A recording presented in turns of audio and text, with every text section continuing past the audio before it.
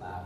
That is a multidisciplinary team bringing new insights, technologies and tools to the challenges facing UKTI. And I think, Audree, you want to talk a little bit about the customer journey and the digital experience as well. Audree, over to you. So yes, can everybody hear me? My name is Audree Fletcher and I'm here today to talk to you about redesigning export support services. But before we get into that, can you imagine, please, for me, a park? You've arrived at the front of the park, there's a man next to you and another on the other side. And you look around, there's a path around the perimeter of the park and paths crisscrossing. It's actually quite a confusing picture. It's a hodgepodge of paths. You're not really sure which one you should take, which one will get you to the destination that you want to be going to. So you decide to pick a path. You take it. It actually takes you somewhere you don't want to see. You've wasted some of your time. The person next to you decided, actually, I'm going to play it safe. I'm not going to bother going for a walk in the park today. The person on the other side of you says, sod it, I'm just going to walk over the grass. I know exactly where I'm going. I don't care if I get my feet muddy. So this, for me, is a bit like the exporter's experience. They look at the landscape, but really don't know. It's so confusing. They don't know which path they should be taking, which services they should be accessing. And bear in mind, these paths have been laid by lots of different actors in the export support system over decades. It's a very confusing picture.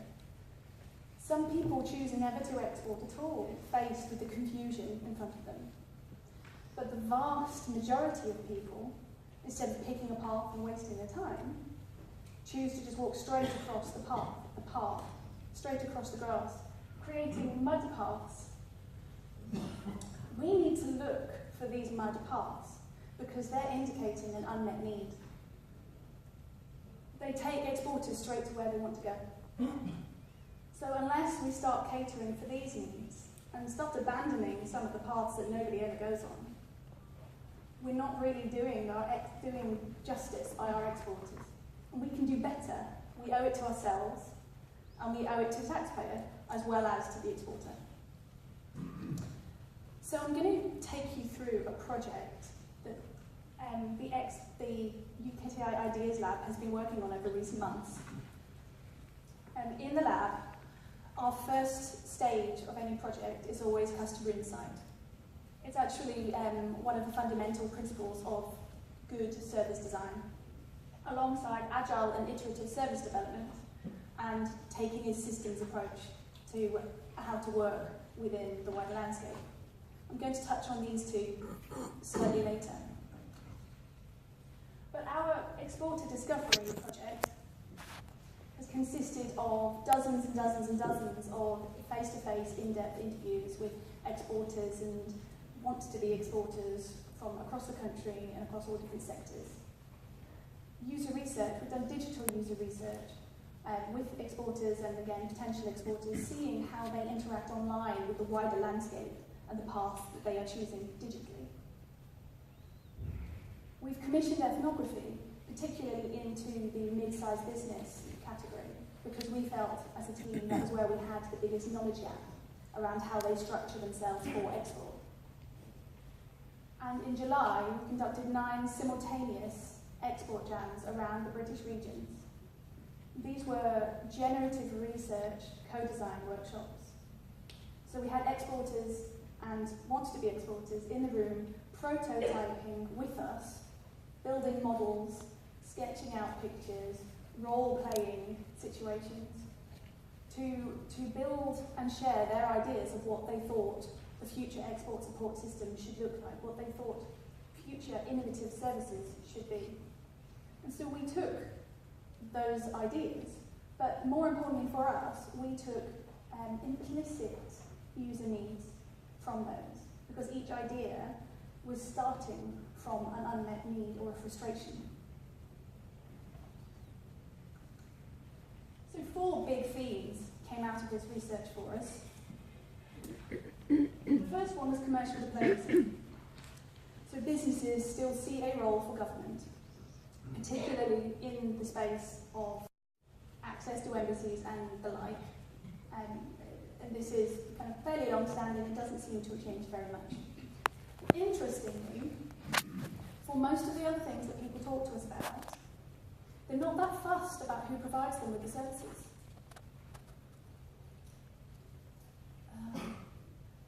And so, as you see, the second theme, help me, help myself, lots of people said, give me what I need to find the information myself. Open up access to databases. Let me see the data. Let me find the opportunities. Enable me. I don't have to be handheld through this. And an interesting twist on that, a number of times I found myself in a room when an exporter was saying, I know how to export to Brazil. I'm happy to share it with anyone here who wants to know. I want to know how to get into Mexico. Why can't government hook us up? Why do we have to rely on you as an intermediary when there's a wealth of experience here in the room? The third category is expertise. So this is the more obvious sector or product expertise. If they're seeking advice, they want someone with deep expertise, not a generalist. It's also country expertise. They want someone who knows the country that they're targeting. But too often we heard people saying that they're not often getting advice that combines the two, deep sector expertise, expertise of shipping your particular product to the country you're aiming for. They also said they aren't that bothered about where that expertise is. It doesn't have to be in their hometown. One guy said, I don't care if it's Abu Dhabi or Aberdeen, I just want someone with that depth of expertise, someone I can trust to really know his stuff. And then the final category, and the one that is perhaps most relevant for the digital side, for the development of digital services, is how. So there are a number of things that come out of this. Repeatedly, when we looked across the UKTI and other service portfolios, the feedback we were getting was that it's not that we are failing to provide market research support or opportunities or missions. It's that how we're delivering all of our services falls short. They want it to be simple. They don't want to have to fill in complex forms. They don't want to have to fill multiple forms in to access the same services. They want to find it easy to navigate the system. They want the quality and the format to be consistent. They don't want something wildly different from one country to the next or one region to the next. They want the pace that the services are delivered at to match the pace of the opportunities that they are chasing. One man said to me, I'd love to work with government on this, but working with you means that I'll have to add 6 months to my timescale for getting into that country. That's something that I was ashamed to hear. They want to be able to access the information, the support that they need, wherever they are and whenever they need it, not to have to book an appointment 3 weeks in advance to see an advisor, not to have to wait excessively long times to get it. And it should be either bespoke or customizable. We had requests for both. All of the different stages in an exporter's journey, all of the different activities that go on at these stages, what the barriers tend to be, the reasons that they tend to exit their journey at particular points, the particular pain points that they experience. Now, we found that this journey has taken on a bit of a life of its own. It's being used by colleagues elsewhere in UKTI for strategy, for business planning. It's been used by the Cabinet Office for some of the work that they've been looking at around barriers to exports. It's being used by partners here in the UK for when they're doing future service planning. Another set of products that we produce are some profiles of exporters. Now, this may seem really obvious to you guys, but UKTI has a habit of talking about its customers as monolithic institutions. A business wants this, a business needs this, and we tend to conceive of the business as the CEO or the lone entrepreneur in a startup, when actually, especially in larger firms, there are all sorts of roles in a business that feed into the success of an export process. So for our colleagues, we produced many, many different profiles, taking into account the fact you had somebody in logistics, you had somebody in R&D, somebody in marketing, somebody in sales, all sorts of different roles, with each of these people having different service requirements around the amount of information they get, the level of detail that they wanted at, the stage in the process that they wanted. And so we believe that focusing more broadly on a multiplicity of actors within a company, when we're designing our services, we can make them much more tailored to give them a really enjoyable experience. So, I said I'd get back to this. That's our customer insight project, and that's forming the basis of some of the work we're doing now with digital service development.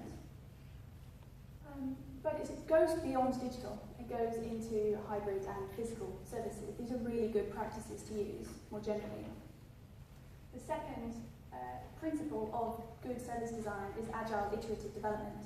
The idea here is that you prototype, not pilot, prototype something small and low risk, and you test it with customers, you test it with internal colleagues, and you iterate it from that small prototype into something bigger.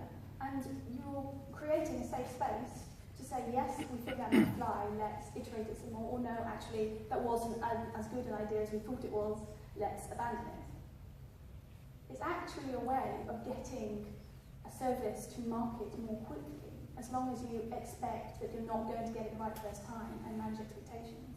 You can actually start seeing really, really good results. And the real upside is that it means an end to the big bang launches of things that suddenly become too big or too expensive or too political to fail. And then the final one is systems thinking. And I'm sure, again, you guys are all bought into this. And UKTI tends often to think of itself as the export support system rather than one small part of the wider landscape. And we know that we can't really have an impact at scale on the exporter experience, the end-to-end exporter experience, unless we work with the whole of the landscape. Every time there is a boundary or a silo between people delivering services, you have the potential for friction, for people to fall between the gaps in the service, the potential for barriers and pain points. So we really do feel that we need to collaborate with other deliverers in order to eliminate the friction and make the experience as seamless as possible. So that means that we should be designing out irrelevance and inefficiency, designing out confusion and wasted time. We have too many people telling us that they feel like they're being pushed around a machine, or that they're being given one-size-fits-all services. And there's too much friction in the system. Instead, we need to design in more intuitive interactions, seamless transitions between those services, and truly enjoyable experiences. So I ask you to think, who among you gets this right? Which of our delivery partners are doing this successfully?